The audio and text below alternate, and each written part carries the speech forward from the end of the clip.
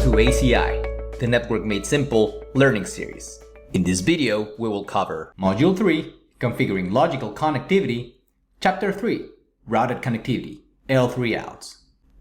At this point, you should hopefully feel very confident about connecting pretty much anything to ACI. However, we are not done yet. Connecting external Layer 3 devices to ACI is key, and we will learn how to do that through what we call L3 Outs. As we have covered before, every time we connect anything to ACI, including an external Layer 3 device, we first configure the physical network, in this case an L3 domain, and then the associated logical network, which is the L3 out itself. L3 outs support static routing and can peer to other routing devices using BGP, EIGRP, and OSPF. One of the functions of an L3 out is to redistribute externally learned routes into ACI through the border leaf nodes.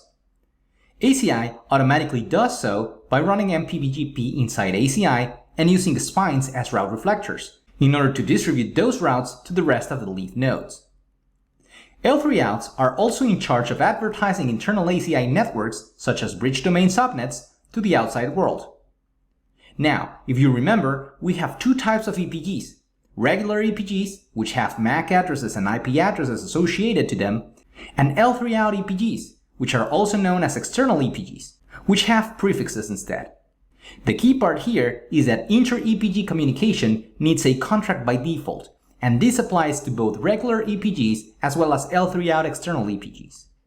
The reason for us to review this is because an L3 out is also in charge of classifying traffic into its corresponding external EPG and redistributing traffic to the corresponding tenant and VRF, in order to allow or deny traffic through contracts, whether that means from a regular EPG to a specific prefix within an L3 out external EPG, or even between two different L3 outs and their corresponding L3 out external EPGs.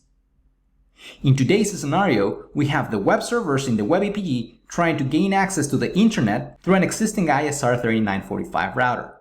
We will configure an L3 out using OSPF as a routing protocol. We will assign that L3 out to our leaf 101, which will perform as the border leaf on interface E115. And then we will assign every learned subnet from that connection to the L3 out EPG. As usual with ACI, there are multiple ways to configure an L3 out. In this case, we will take a look at the wizard, which is available on ACI 4.2 and later versions, and we will compare it to the step-by-step approach in case you're running an earlier version.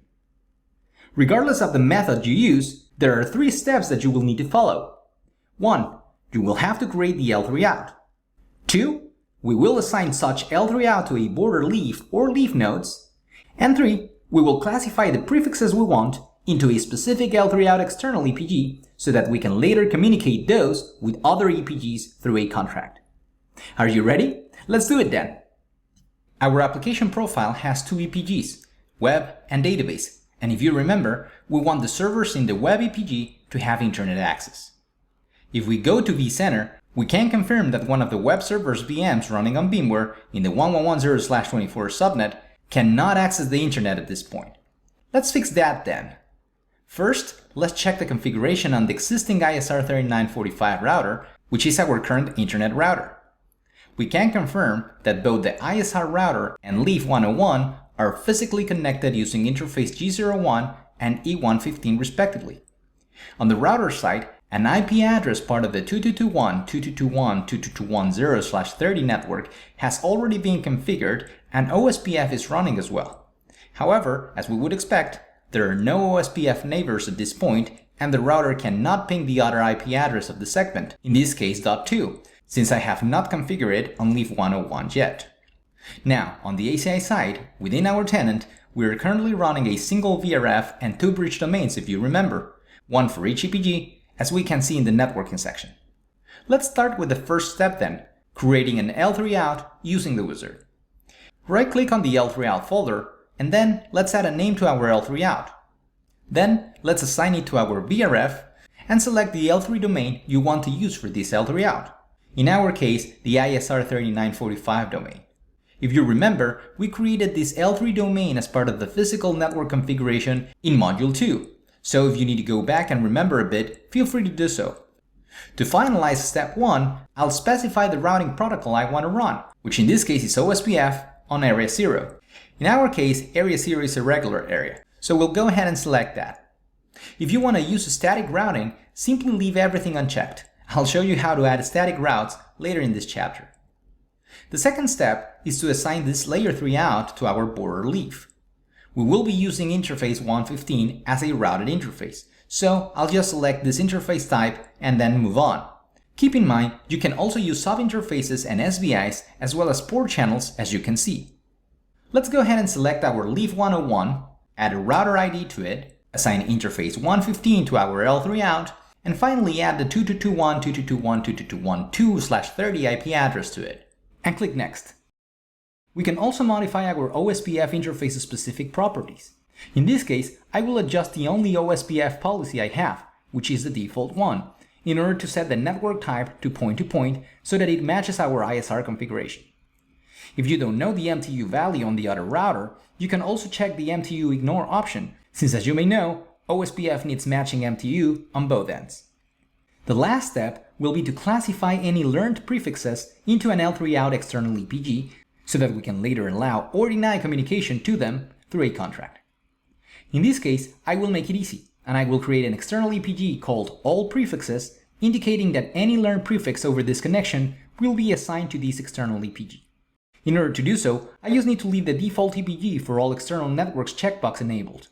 If you want to assign a specific prefixes learned through this L3 out connection to different external EPGs, you can definitely do so. You just need to specify each subnet or subnets to belong to specific external EPG. Now, if we go to the ISR, we can now see the OSPF neighborhood established. Let's now verify what was created on the ACI side. Besides the main section where we can see the routing protocol configuration we just did, there are two main subsections in our Internet L3 out. First, the logical node profile folder, where you can verify your L3 out configuration in terms of the switch nodes where the routing protocol is deployed, as well as their IP addresses and interface level parameters. We can also see the OSPF neighbors and related information within this folder. We also have the External EPGs folder, where you can verify your configured prefix classification into the corresponding external EPGs. There are more functions you could configure and that we will not cover today, such as VRF leaking and route map controls, which may be particularly useful if you use the ACI fabric as a transit network between different L3 outs. What if I wanted to add a static route? Well, that's fairly easy. Just go to the logical node profile section, click on the configure node, and in the static route section, let's add a quad 0 static route pointing to the ISR IP address as next hop. You can also add advanced options to this route like IP SLA policies and object tracking if you'd like. Everything looks good at this point. If you remember, the web server's BD inside ACI is configured with the 1110 subnet. However, if we go to the ISR 3945 router, that route is not in the table yet, even after establishing OSPF connectivity. The reason for this is because ACI is a secure network. Therefore, if you want an L3 out to advertise your bridge domain subnets externally, you just need to go to the bridge domain subnet and change its default value to advertise externally. Then, we just have to associate the bridge domain to its corresponding L3 out, and we can now see that route now being correctly advertised to the ISR router. The next step for us would be, well, can I ping any of the web server's VMs? And of course not. Why? Because our L3 out EPG, which includes the prefix where I am pinging from, does not have a contract yet. Let's quickly correct that then by going to the application profile. Let's just drag and drop the L3 out icon and select the right L3 out external EPG, in our case the one that has all prefixes, and then let's add a contract allowing all traffic. If we go back to the ISR, we can now ping the VMs, and if we go to our web server VM, we now can access the internet successfully. As you now know, the non-border leaves inside the ACI fabric will receive those externally learned routes through MPBGP. We can verify the routing table on any leaf by issuing the show IP route command within your tenant's VRF. It is very common to configure regular L3 outs for multiple tenants in the common tenant, especially for internet access. However, keep in mind that tenant isolation will be broken once traffic leaves the ACI network. If you need to preserve tenant isolation once traffic leaves the ACI network, you can either configure VRF Lite between the border leaf and the external layer 3 device, or use other types of L3 outs within ACI, such as MPLS and segment routing L3 outs, and even Gulf L3 outs, which are configured at the spine layer. These two L3 out types can serve as more scalable options compared to VRF Lite for tenant isolation purposes between the ACI border leaf and the external layer 3 device. However, they are out of the scope of today's session. If you have ACI 4.1 or earlier versions, I will redo the layer 3 configuration a bit quicker this time using the step-by-step option. First, we go to the networking section and drag and drop the layer 3 icon into the VRF where you want to configure your L3 out. Add a name to it, the layer 3 domain, and then select OSPF. Then we'll add the node and router ID, and from here we can add our quad 0 static route. Then we'll add the interface, adjusting its OSPF policies to point-to-point and MTU ignore, and selecting E115 with its corresponding IP address. Lastly, we'll create our all prefixes external EPG, classifying all networks within it by specifying a prefix that matches everything. And we're done. From there, all you have to do is set your bridge domain subnet to advertise externally as we learned, assign the BD to the L3 out, and assign a contract between your layer 3 out external EPG and the web EPG as we did in the wizard-based scenario. You now know how to configure the same L3 out configuration using either the wizard or the step-by-step approach.